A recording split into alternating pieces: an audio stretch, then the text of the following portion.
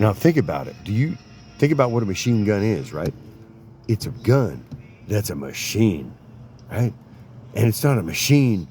It's not a gun machine. It's a machine gun, right? And it's designed to do one thing, kill people.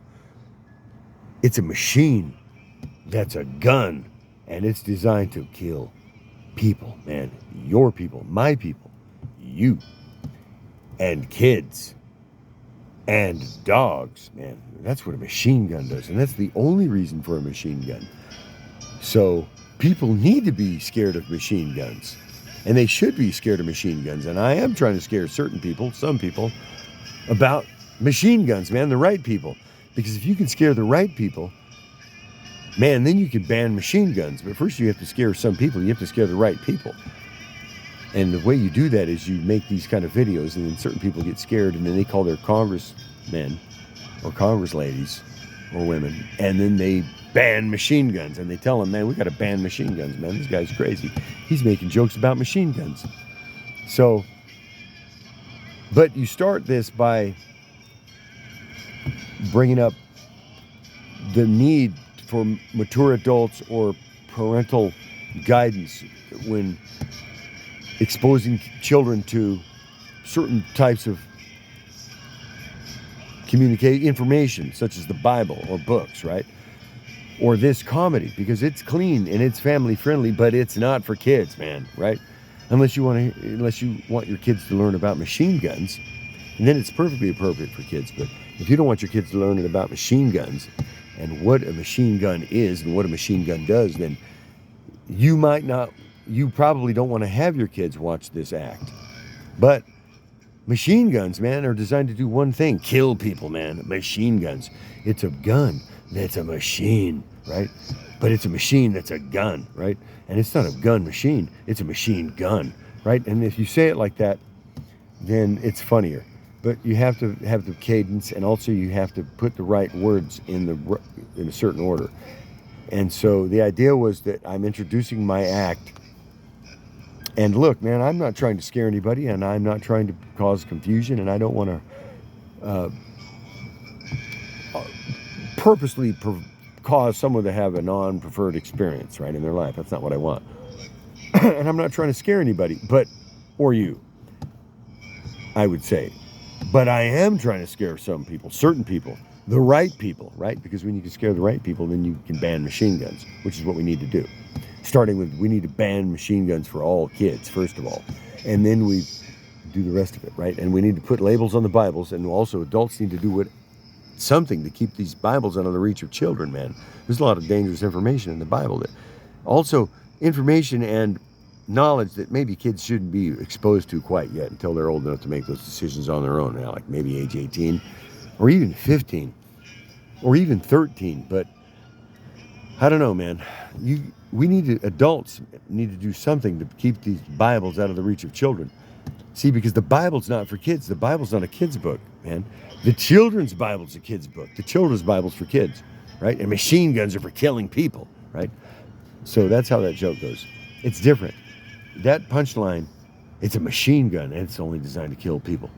And LGBTQ plus IA, well, that's designed to help people, right? So, I mean, you could say, for instance, and then you have this. And it just kind of leads to a lot of different, I wouldn't call them even segues. I would say connect the dots to this point, this premise, that this is for mature audiences. And that's part of my explaining that is where I'm going to be communicating the jokes.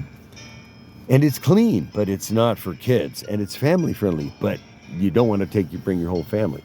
Sometimes, but you might, if you want them to learn about machine guns.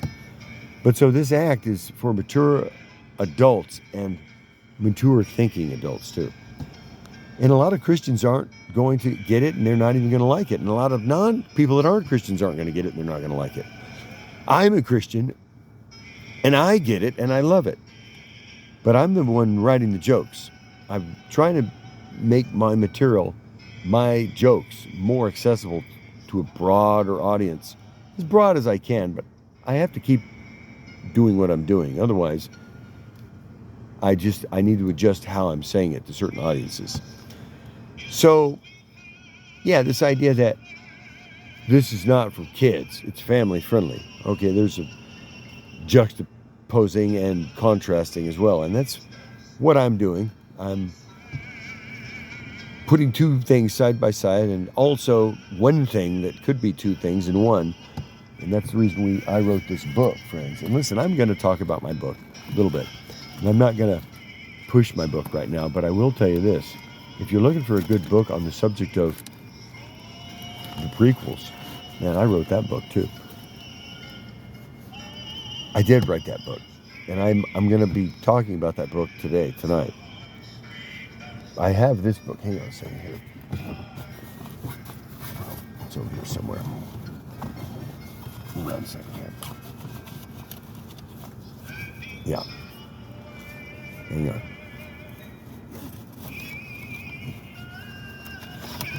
Oh, look at this, man.